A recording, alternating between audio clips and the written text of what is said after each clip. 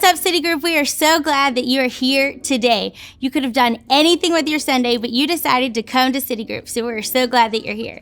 And if I haven't had a chance to meet you yet, my name is Deanna, and I'm your branded student director. But before we do anything else, I think you guys should give it up for your first-time guest one more time. Yeah, that was I know. That was bad. That was perfect. I hope you've been enjoying our Holy Habits collection, and today we're actually going to be talking about how to rest. And I know, you're probably like, Deanna, believe me, I am the champion of naps. Well, actually, rest is so much more than sleeping into 2 p.m. on the weekends or taking a nap after school. Did you know the Bible actually gives us direction on how to rest? I know, for real, there's literally like everything in this thing. Who knew? I think so many of us go around trying to fill our weeks with a million things. We're in a million clubs, maybe a couple different sports. We might spend a few hours on Netflix. We're trying to balance family time, or we're studying, or we're forgetting about that homework that we forgot about after we were on COD all night with our friends, or even just running to every emergency that every single one of our friends are having right now. And at the end of the day, even if you're throwing maybe even a part-time job in there, what we end up trying to do is we're trying to write our own Marvel spin-off story and become our own superhero. And that's not really how God wanted us to live. And actually, if you go back to the very beginning in the Bible, you'll see that on the seventh day, after God created everything, he actually took some time to rest. In Genesis 2:2-3, it says, "By the seventh day, God had finished the work he had been doing. So on the seventh day, he rested from all his work. Then God blessed the seventh day and made it holy, because he rested from all his work of creating all that he had done." Later throughout the New Testament, you see the word rest come up a bunch more times. It's actually the word anupau, which means relax, calm, and refresh. God obviously wanted us to be familiar with this word, which is why it comes up in scripture so many times. After all, God created literally everything, and each day after creation, he took time to rest. And afterwards, he decided to take an entire day to rest after all his work was complete. So if the creator of all of the universe can take a day to rest, I think we should be following that example and do it as well. God created us with a need to have a rhythm and a need to refresh in him.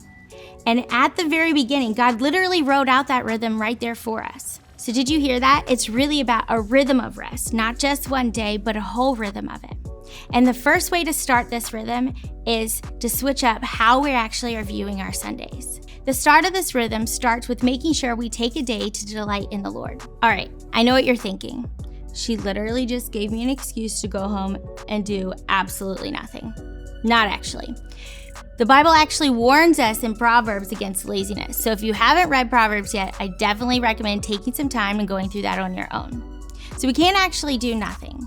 And part of this rhythm is actually taking time and having time in the Bible, in prayer, and spending time with our friends at City Groups. So this is something I learned a few years ago. I was so excited. I was prepping for my vacation. I was telling everybody, you know what? I am going to take all this time and I'm just going to do absolutely nothing. I'm going to sit at home and I am going to binge all of Netflix, watch 15 different shows, and it is going to be great because I'm just going to sleep and watch TV, and I'm going to feel so rested. And about halfway through the week, what I realized is that even though I was sleeping more, I felt even more empty than I had before the vacation started. And I couldn't understand why I was still so tired. And I continued to go through that for the rest of the week. And I was sleeping and I just didn't understand, why am I still so tired? Why do I not feel refreshed? So later that night, I decided to take it to God. And in my Devo time in prayer, I opened up the YouVersion app and pulled up a Devo.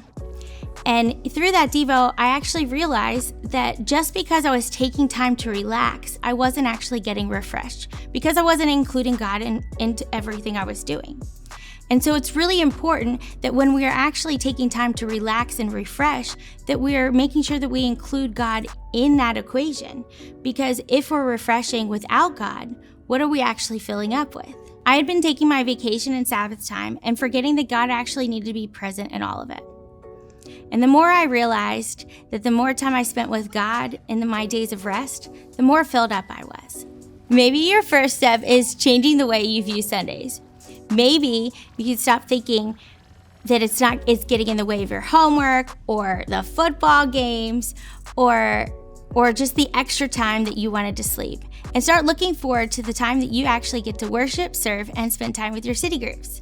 And guess what? You're already ahead because today's Sunday.